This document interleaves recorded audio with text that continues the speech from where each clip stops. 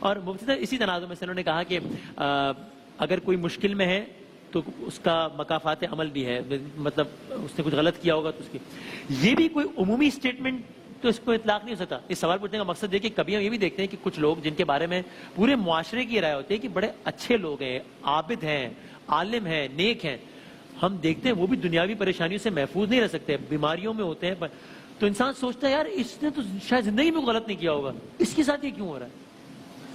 دیکھیں، ایک بنیادی اصول تو یہ ہے کہ اگر کوئی نیک ہے، پرہیزگار، متقی، گناہوں سے بچتا ہے، جی جی، اب اس کی طرف کوئی چیز ایسی مصیبت آتی ہے تو اسے اللہ کی آزمائش قرار دیا جائے۔ ٹھیک، اگر کوئی فاسق و فاجر اور گناہگار ایسا ہے، اس کی طرف متوجہ ہوتی ہے تو یہ کہہ سکتے ہیں کہ آئیے آپ کے اعمال کا نتیجہ ہے جو آپ تک پہنچ رہا ہے۔ اچھا، لیکن وہی بات ہے کہ اسے کنفرم 100% شیورٹی کے ساتھ نہیں کہہ سکتے، کیونکہ یہ امور غیبیہ سے تعلق رکھتا ہے، یہ چیز کنیکشن میں لانا۔ بالکل صحیح۔ تو یہ تو اللہ ہی بتا سکتا ہے یا اس کے بتائے سے وحی سے اس کے رسول بتا سکتے ہیں۔ اس میں یقینی طور پہ تصرفات کرنے کی کوشش یہ اصل میں اللہ تعالیٰ کے احکام میں یا امور غیبیہ میں یا معاذ اللہ کار نبوت کے اندر دست درازی کے برابر ہو سکتا ہے، اس لیے اس میں اجتناب کرنا چاہیے۔ صحیح ہے، صحیح ہے۔ باقی مکافات عمل کا جو آپ نے ارشاد فرمایا، اس میں ایک تو یہ ہے کہ گناہ اس نے کیا، سزا اس کو ملے، یہ کبھی نہیں ہو سکتا۔ اچھا، کیونکہ تو ظلم ہے نا، اور اللہ تعالیٰ ظلم سے پاک و صاف۔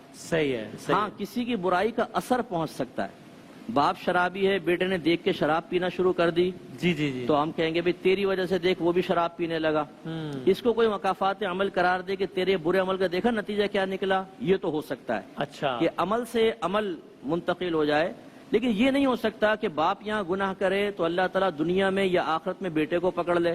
کوئی جان کسی جان کا بوجھ نہیں اٹھائے گی، قرآن پاک نے واضح طور پہ فرما دیا ہے۔ صحیح ہے۔ تو لہٰذا یہ نہیں کہنا چاہیے کہ اگر بیٹی کو طلاق ہو گئی مثال کے طور پر، جی جی جی، تو اب اس کی ماں کو ہرٹ کرنا کہ تم نے اپنی بہو کے ساتھ برا کیا نا، دیکھو تمہاری بیٹی کو طلاق ہو گئی۔ کہتے ہیں لوگ بیٹی کو کیا، بیٹی کا کیا قصور ہے اگر ماں نے کیا ہے تو؟ ایسا نہیں ہو سکتا کہ اللہ تعالیٰ اس کو اس کی سزا دے، یہ نہیں ہوگا۔ یہ الگ ایک معاملہ ہے، ان کا کنیکشن ملانا بالکل غلط ہوتا ہے۔ ٹھیک ہے، کیسے کہہ سکتے ہیں آپ اللہ کو ظالم کہہ رہے ہیں آپ؟ وہ بچی نے تو کوئی قصور ہی نہیں کیا، اور بغیر قصور کے کسی کو سزا دینا، اس کو شرعی لحاظ سے کیا کہیں گے، عرفی لحاظ سے عقلاً کیا کہیں گے؟ ظلم ہے، اور اللہ ظلم سے پاک و صاف۔